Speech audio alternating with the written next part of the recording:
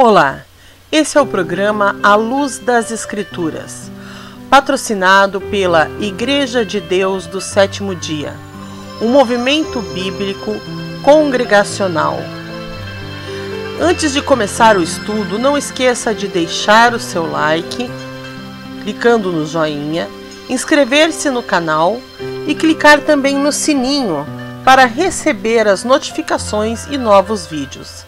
Deixe também o seu comentário, contribua com dúvidas, sugestões e elogios.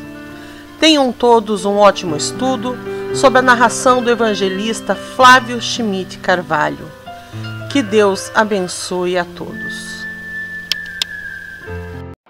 Então eu quero falar sobre esse assunto, sobre o santuário.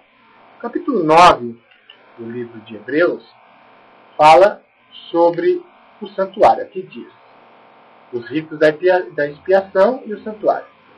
Na primeira aliança, na verdade, teve regulamentos rituais e um santuário terrestre. Construiu-se uma tenda, a parte anterior que encerrava o candelabro, a mesa com os pães oferecidos a Deus, chamava-se Santo Lugar. Atrás do segundo véu, achava-se a parte chamada Santo dos Santos. Também nós podemos dizer Santíssimo. Aí estava o altar de ouro para os perfumes, a arca da aliança coberta de ouro por todos os lados. Dentro da urna de ouro, contendo o maná, a vara de Arão que floresceu, e as tábuas da aliança, tábuas dos 10 mandamentos. Em cima da arca, os querubins da glória, estendendo a sombra de suas asas sobre o propiciatório. Mas não é aqui o lugar de falarmos dessas coisas pormenorizadamente. Assim sendo, enquanto na primeira parte da tenda entram continuamente os sacerdotes, para desempenhar suas funções, na segunda, quer dizer, no Santíssimo, entra apenas o sumo sacerdote, somente uma vez por ano, e ainda levando consigo o sangue, para oferecer pelos próprios pecados e pelos pecados do povo. Então, no dia do perdão, no 10º dia do 7º mês, era o dia da expiação, o dia do perdão, Yom Kippur, o sumo sacerdote da tribo de Levi, da linhagem de Arão, comparecia perante o propiciatório na presença de Deus, no Shekinah, além do véu, desse véu interior, não sem sangue, mas pelos seus próprios pecados e pelos pecados do povo, para fazer a expiação, o perdão dos pecados. Isto era uma simbologia, era uma sombra de algo perfeito que aconteceria no futuro. E esse sumo sacerdote, ele era imperfeito da primeira aliança. Por isso que foi feito um novo concerto, e em cima de um fundamento, de uma aliança mais perfeita. Sendo feito um segundo concerto, perfeito, lógico, o primeiro concerto tornou-se rudimentar e foi anulado, foi cancelado, né? Acabou-se. Né? Então nós não temos mais nenhuma justificativa de fazermos memória de pecados uma vez ao ano, no dia de Yom Kippur, como fazem os judeus que não creem em Jesus Cristo. Por isso eles fazem. Eles creem que o Messias ainda não veio, e se assim pensam, eles estão agindo coerentemente, fazendo o Yom Kippur, né? Esperando ainda na sombra das coisas vindouras. Mas nós que somos cristãos, que somos realmente cientes de que Jesus Cristo, seu sangue é poderoso para perdoar nossos pecados, sabemos que Ele é o nosso sumo sacerdote, que entrou definitivamente, uma única vez, no santíssimo lugar, no céu, no próprio céu, para efetuar uma eterna redenção. Então nossos pecados foram definitivamente cancelados, limpados, quando nós aceitamos Jesus e somos batizados, desde o dia que Jesus ascendeu para os céus. ali na sua ascensão, ele compareceu diante do Pai. Nós sabemos que o Pai, que é a presença de Deus, ele fica no lugar santíssimo.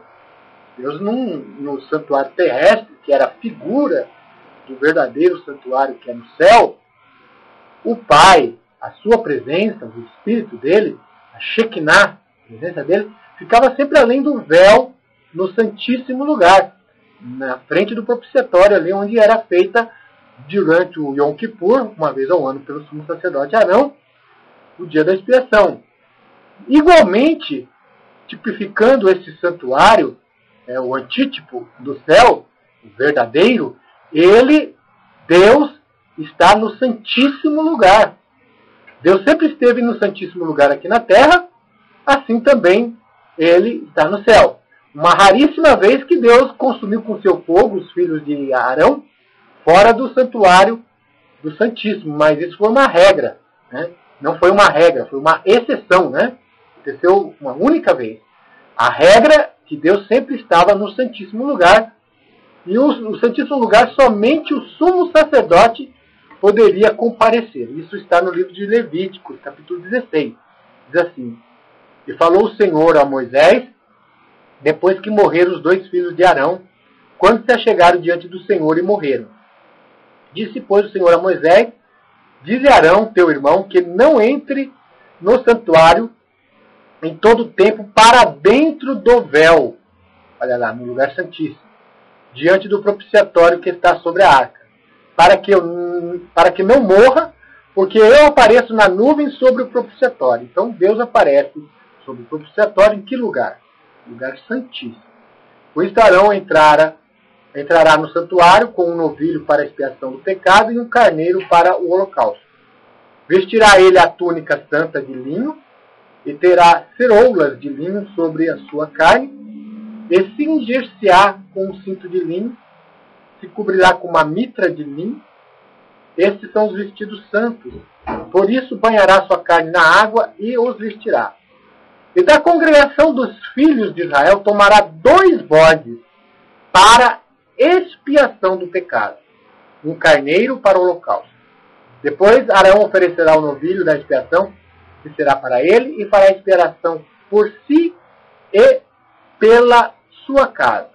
Também tomará ambos os bodes e os porá perante o Senhor à porta da tenda da congregação. Arão lançará sorte sobre os 2 bodes, uma sorte pelo Senhor e a outra sorte pelo bode emissário.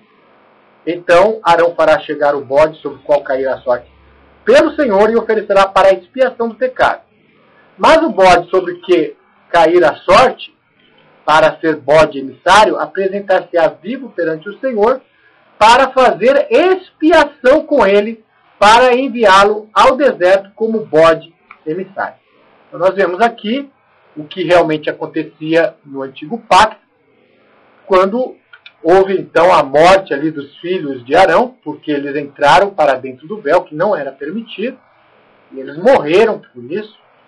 E Deus agora então diz a Moisés para dizer a Arão que não era para entrar para além do véu, quer dizer, no lugar santíssimo, onde Deus ali se manifesta diante do propiciatório. No dia do Yom Kippur, então, é oferecido 2 bodes. Aqui a Bíblia diz que ambos os bodes, tanto o bode emissário como o bode que vai ser oferecido em holocausto perante o propiciatório, ambos são para expiação do pecado. Significa que ambos os bodes fazem remissão de pecados. E aqui diz que o bode emissário, quem cai a sorte, que é para levar para Azazel, eu gostaria de frisar bem, que este bode que vai para o deserto, para ser tentado, atormentado e morrer ali no deserto, mediante os demônios, e um demônio específico chamado Azazel, este bode não é Azazel. Há uma teoria aí humana, né, baseada em livros, em profetas e tudo, que tenta dizer que esse bode emissário representa Satanás. Mas a Bíblia diz que esse bode emissário, ele não é Azazel. A Bíblia de Jerusalém, eu tenho aqui comigo, diz que o bode é para Azazel. É diferente. É diferente você dizer que o bode é Azazel, quando a Bíblia diz que o bode é para Azazel. Quer dizer, o bode é para a expiação dos pecados. Se o bode representa Satanás, esse bode emissário, nós teríamos que admitir que Satanás fez a expiação dos pecados. Né? Ele estava prefigurando que vai fazer a expiação dos nossos pecados. E isso é muito grave, porque a Bíblia diz que somente Jesus é o mediador de uma nova aliança e que fez a expiação dos nossos pecados, como nós vamos ler agora no livro de Hebreus. Jesus, prefigurado pelo sumo sacerdote, Arão, apontando Jesus, nosso sumo sacerdote perfeito, que comparece perante a presença de Deus. Então, aqui no livro de Levítico 16, na Bíblia de Jerusalém, ela explica bem certinho, dizendo que esse bode é para Azazel. Né? Para Azazel. Inclusive tem um comentário aqui, né? Aqui diz, verso de número 9 em diante. Arão oferecerá o bode sobre o qual caiu a sorte de Yahvé, e fará com ele um sacrifício pelo bode sobre o qual caiu a sorte de Yahvé. Quanto ao bode sobre o qual caiu a sorte de Azazel, será colocado vivo diante de Yahvé, para se fazer com ele o rito de expiação, a fim de ser enviado a Azazel no deserto. Então, este bode é enviado a Azazel. Azazel está no deserto, então era a crença que os judeus tinham, de que existia um demônio no deserto, chamado Azazel. Né? Este capítulo encerra a enumeração das impurezas com o rito anual da expiação de todas as expiações. Né? Aqui o comentário da Bíblia de Jerusalém. A redação combina dois rituais de espírito e épocas diferentes, o sacrifício de expiação e o rito do envio do bode para Azazel. Né? Este rito é de caráter arcaico, mas como de duplo ritual, foi integrado e prescrito propriamente aos levitas. Quer dizer, foi ordenado aos levitas. Então, ambos os bodes são para expiação. Um levado ali dentro do Santíssimo Lugar pelo sumo sacerdote Arão, no santuário terrestre, e o outro, que caiu à sorte para ser bode emissário, levado para o deserto, para Azazel. Então, ambos os bodes prefiguravam e apontavam uma mesma pessoa, Jesus Cristo. Porque Jesus Cristo, não somente o seu sangue foi aceito pelo Pai no Santíssimo Lugar na sua morte, fazendo uma eterna expiação, como diz aqui o livro de Hebreus, dando nisso a entender. Aqui está, Hebreus, capítulo de número 9, versículo de número 8. Com isso significa o Espírito Santo, que o caminho do Santo dos Santos ainda não estava livre enquanto existisse a primeira tenda. Trata-se de uma figura que se refere ao tempo presente, sinal de que os dons e sacrifícios que se ofereciam eram incapazes de justificar a consciência daquele que praticava o culto. Culto que consistia unicamente em comidas, bebidas, abluções diversas, preceitos carnais que só podiam ter valor até o tempo da reforma. Então as festas levíticas, mesmo o dia do Yom Kippur, as abluções, as comidas, bebidas e as demais festas que apontavam Jesus Cristo, elas eram mandamentos carnais, imperfeitos, não justificava aqueles que participavam. Jesus, na verdade, é o verdadeiro sacrifício que fez a verdadeira e eterna expiação dos nossos pecados na cruz do Calvário. Então, por que hoje um crente que crê no Senhor Jesus Cristo não pode fazer e nem ter parte na festa do Yom Kippur ou no dia da expiação? Porque se ele fizer isso, ele estará negando o sacrifício de Jesus. Ele vai estar em atitude, em obra, invalidando o melhor concerto que foi feito por Deus. Porque ele está voltando à sombra. Está voltando àquele concerto antigo que foi imposto até o dia da reforma. Quando? Quando Jesus viesse. Quando Jesus disse lá na cruz do Calvário, está feito, está consumado, quer dizer, toda a obra necessária para a expiação dos pecados do homem estava consumado, completamente concluído na cruz do Calvário, quando Jesus expirou.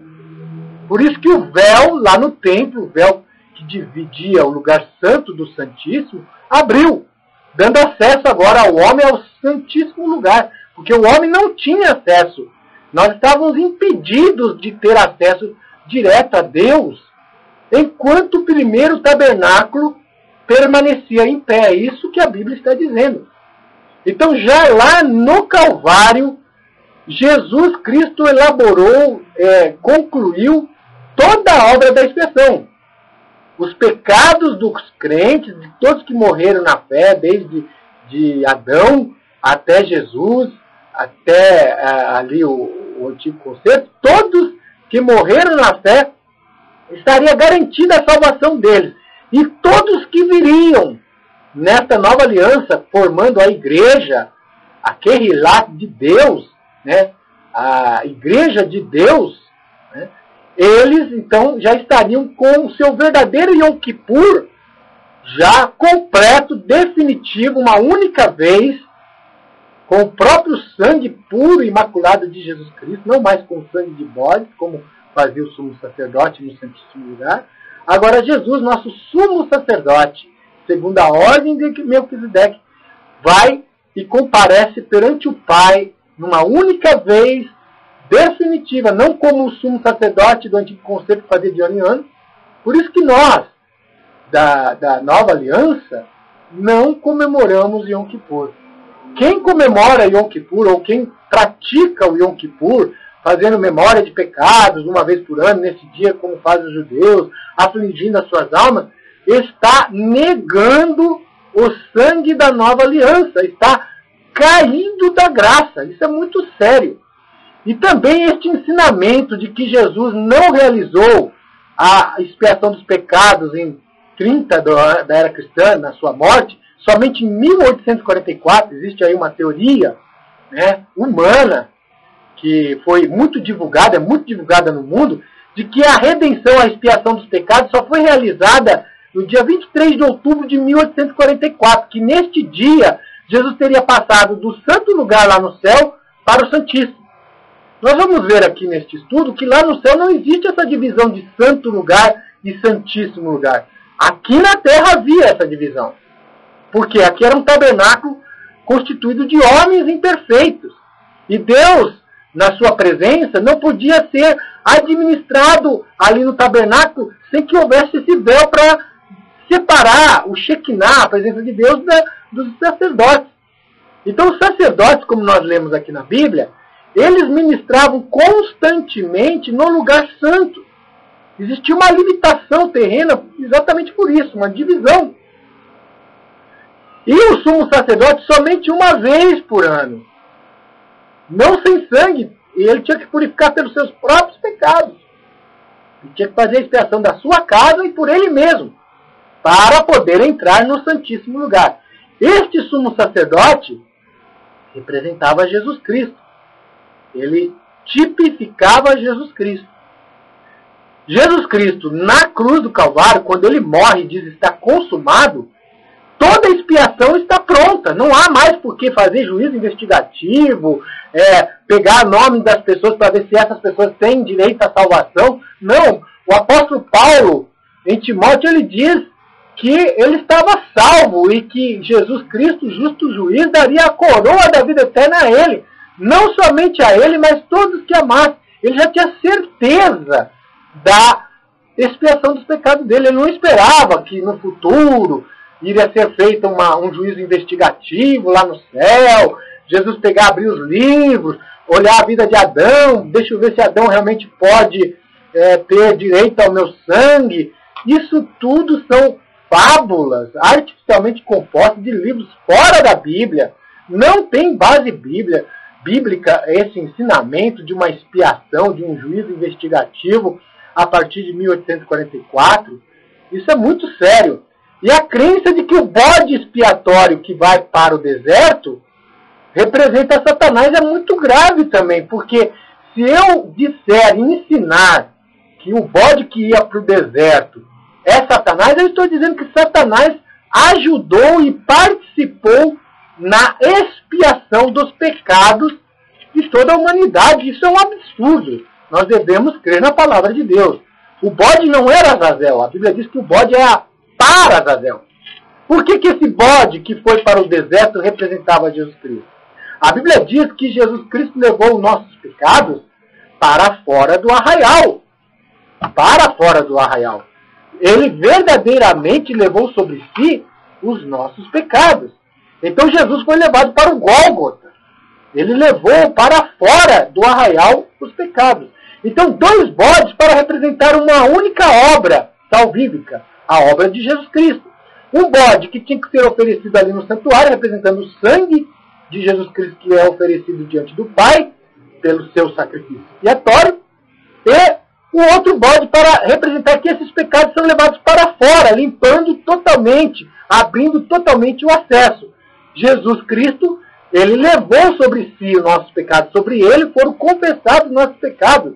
Diz o Isaías capítulo 53 que ele fará expiação e ele levaria sobre si os nossos pecados. Então Jesus é representado também pelo bode emissário que leva os pecados para Azazel. Jesus também foi para o Gólgota, ali foi atormentado, ele foi judiado, vituperado por pessoas que estavam usadas pelo inimigo, cumprindo assim também a expiação dos pecados. Então, ambos os bodes, como diz Levíticos, são para expiação. Temos que crer na Bíblia, na palavra de Deus.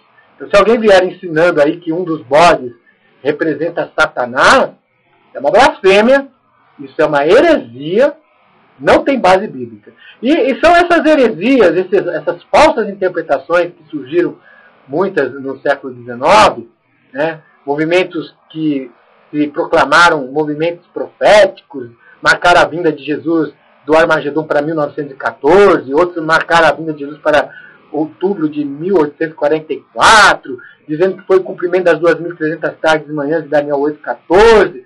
Nós vamos estudar sobre esse assunto pontualmente aqui na Bíblia, somente com a Bíblia, nós veremos que 2.300 tardes e manhãs tem o seu cumprimento dentro do santuário terreno, não se referia ao santuário celestial, e que aquele bode peludo que tinha um chifre entre os olhos, que fala lá em Daniel capítulo 8, representa o reinado da Grécia, e que do reinado da Grécia sairia uma ponta pequena. Essa ponta pequena, então, pertence ao reinado da Grécia, profanaria o santuário terrestre por 2.300 tardes e manhãs literais. O princípio dia-ano da Bíblia, quer dizer, cada dia um ano, só é válido quando aparece a palavra hebraica Yom na profecia. Aí, Yom, dia, no sentido de ano. Em Daniel 8,14 não aparece a palavra Yom. Aparecem as palavras literais de Gênesis, Erev, Boker, do hebraico, que significa foi tarde e manhã, igual da criação, que foram literais. Os dias da criação é que regulam dias e noites, foi tarde e manhã. Essas mesmas palavras de Gênesis estão em Daniel capítulo 8,14, representando então que as 2.300 tardes e manhãs são literais. Nós não podemos convertê-las em ano, porque já dentro do hebraico está dizendo que é literal.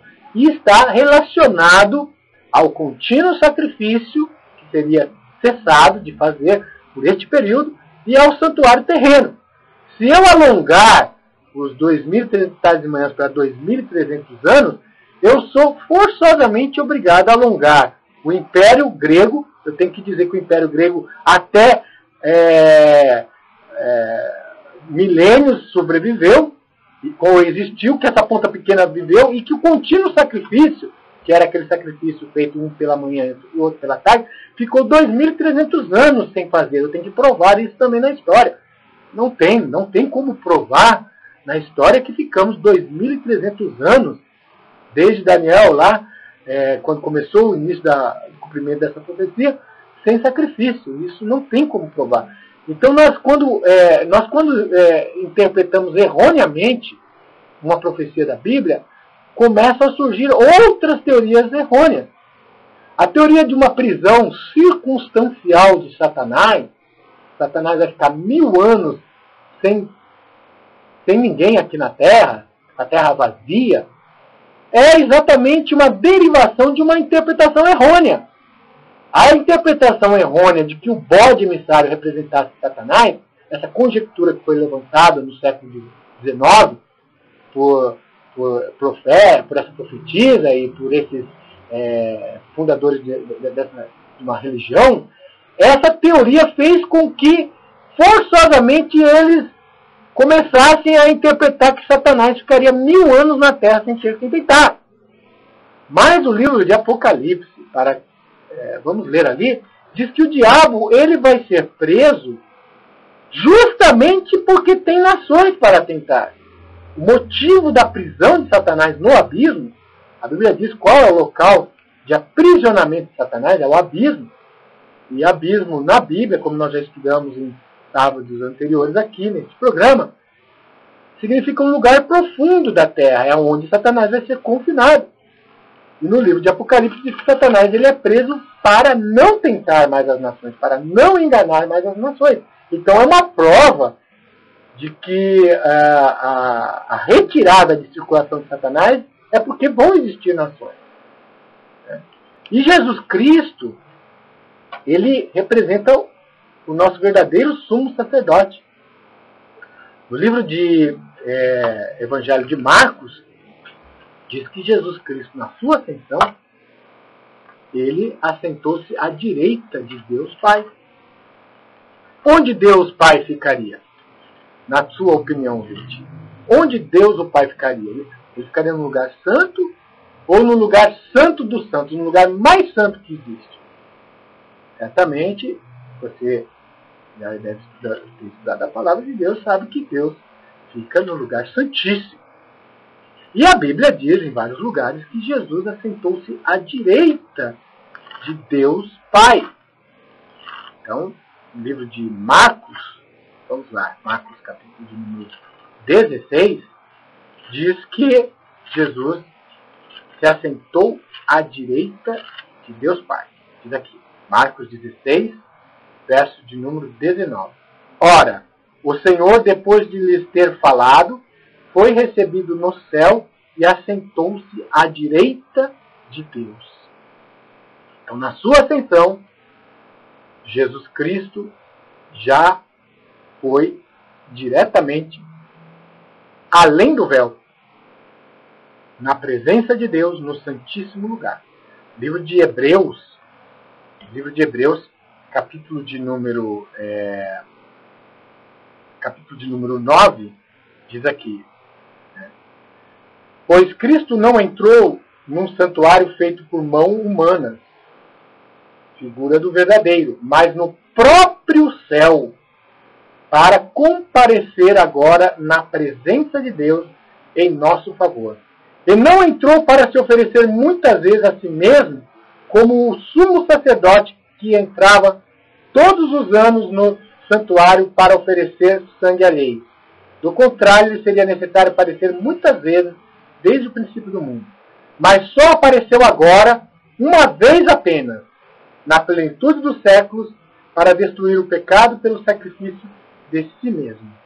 Então, Jesus, do mesmo modo também, Cristo, que se ofereceu uma vez para tirar os pecados de muitos, aparecerá pela segunda vez, sem pecado, para os que o esperam, a fim de receberem a salvação. Então, no próprio céu, o céu é o próprio Santíssimo Lugar.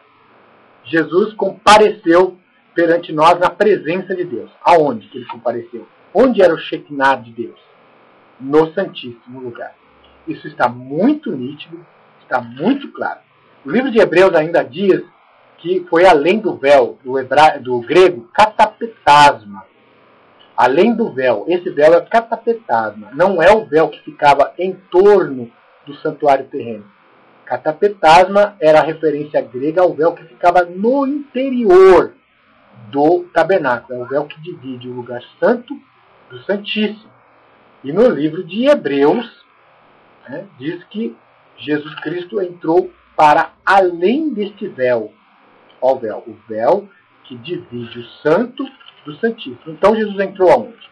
No santíssimo lugar.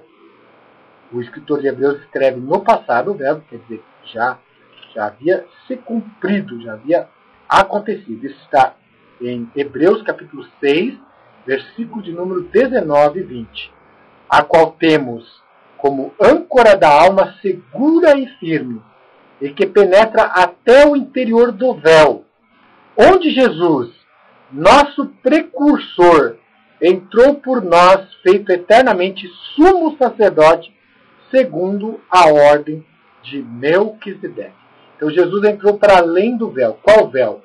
No grego, katapetasma, o véu interior que dividia o lugar santo do Santíssimo. Ele entrou lá no Santíssimo, onde o sumo sacerdote entrava uma vez por ano. Nós não lemos na Bíblia aqui que era dos santos, no Santíssimo lugar. Jesus não é o sumo sacerdote? Ele também entrou no lugar mais santo, no Santíssimo lugar, além do véu, e fez uma eterna redenção. Então nós podemos ter certeza da expiação dos nossos pecados, da nossa salvação. O apóstolo Paulo diz, pela graça sois salvos. Paulo não diz, pela graça ainda vai ser salvo, vai passar por um juízo investigativo, um exame lá no céu, que ninguém sabe quando vai passar por causa dos vivos, aí vai fechar a porta da graça. Isso não tem base bíblica. A Bíblia diz que Deus não lembrará mais dos nossos pecados e pela graça sois salvos. Nós estamos salvos, plenamente perdoados, não passaremos por nenhum juízo investigativo, isso é antibíblico, não tem base nenhuma na Bíblia. Nós devemos tomar cuidado com as fábulas artificialmente compostas, que não tem base bíblica. A Bíblia e a Bíblia somente como única regra suficiente para a nossa salvação. A Igreja de Deus, como diz em 1 Timóteo 3,15, ela é coluna e apoio da verdade. Ela está alicerçada na rocha da palavra de Deus, em Jesus Cristo, autor e consumador da nossa fé, que entrou uma vez por todas no Santíssimo lugar. Chegamos ao final de mais um estudo bíblico do programa À Luz das Escrituras. Não esqueça de deixar as suas dúvidas, seus comentários, seus elogios. Clique no joinha e também inscreva-se no canal. Não esqueça de clicar no sininho para receber as notificações de novos vídeos. Acesse o nosso portal igrejadedeus.biz e compartilhe esse conteúdo com o maior número de pessoas possíveis. Que Deus abençoe a todos.